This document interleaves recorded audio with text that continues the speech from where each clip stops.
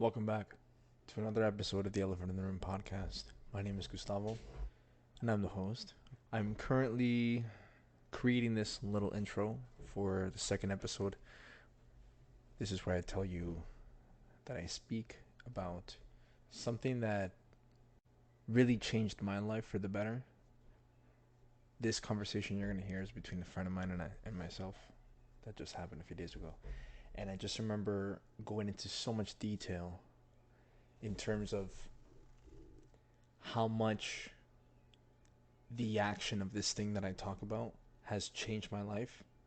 And it's been one of the hardest things to do, right? Because when you take something that happened in your life that involves now one of the things that you know deep down you have to do is address the problem head on and even reach out to a person if another person is involved. It's one of the hardest things that no matter how strong you are or how intelligent you are, this is something that we all fall victim to. And so it's an interesting topic to get into. Thank you for listening. Stay tuned for more. Like our minds are like a fucking hard drive, bro. Like the more little things that we just throw in there that don't need to be in there, it's gonna take up space, and eventually it's gonna fill up.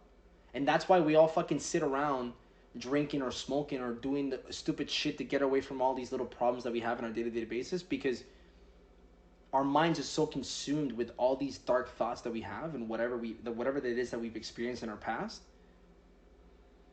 that it doesn't allow any space. There's no more space. We hit capacity. There's no more space to do other things that are actually productive and whatever.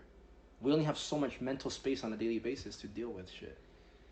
That's why some of us only work an hour or two and we're fucking like, oh, I need a break forever. Like, what the fuck? Come on, we gotta be able to do more than that, you know? Hard drive's full. Hard drive's full, bro. Because our minds are somewhere else all the time. So I was telling these people, I met these people in Cuba, right? Yeah. A couple people actually, specifically, where I got into deep talks, fam. Deep talks. Like, we talked for hours. Yeah. And I was telling one of them, I was like, yo, like, just for 1 hour a week, 1 hour per week, not even per day or nothing, just per week. Just sit down, just meditate for a second, and the second a bad thought comes to your mind, don't just move on from it, just grab it for a second and just think about it for a second, right?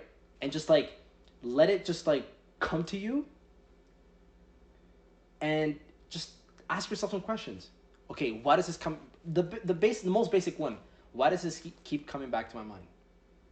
Okay, I may still be a little upset about it. Cool. Well, what exactly made you upset? Well, I didn't like that this person did this thing, or I didn't like that this happened, or whatever. And you kind of just slowly start working around it until eventually you're gonna hit a point where you realize, you know what? But like, it's not even that bad. Acceptance. Like acceptance, right? You go through the whole process of mourning. You're mourning the situation. Once you've analyzed everything that there is to analyze and you understand how you feel and you embrace that it affected you, that's the biggest piece. Is you have to just embrace and accept that it affected you. Like, there's no worth denying. You're not gonna lie to yourself. If you deep inside, you already know that this affected you because you keep thinking about it. Like, who you trying to call, bro? Like, you within yourself, you know this shit affected you. Like, stop trying to tell yourself otherwise. You know what I'm saying? I Like, feel that. and like, this is obviously just me talking about myself, bro, because I've really thought about this shit, man. Like, I've thought about all the problems, and then I thought about how I can now like articulate it to people, because it's like, It's yo, though. trust me, this is a 1-2 thing, and this is the craziest part about all this whole process. You only have to do it once.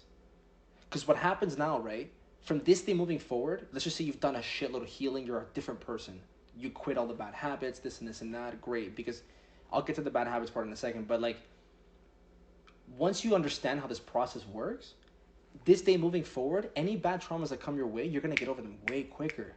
Because mentally, you already know, you're prepared, you know how to deal with bad situations. So you only have to do this process of dealing with your fucking demons one time. Just like spend a few months on yourself and just focus or whatever, and just like it. And then it's scary in the moment, Ben. What happens is, like, you start, every time you start dealing with one situation at a time, whatever it is that these situations are, right? Because sometimes they require action. Sometimes maybe that person is still somebody you should reach out to now. Maybe talk to them. That's what I'm saying. And this is where the whole process is tricky. You got to go through some crazy shit, and it takes courage, right? To get like I went through some next wave. That's the only reason I was able to do it. And the breakup for sure was one of the things that kind of like ignited the whole thing. After that, I was like, the way it made me feel, bro. I was like, holy shit. If this is how it feels on the other side, what else in my life can I do this with? And then it just gets you going, bro. It's crazy.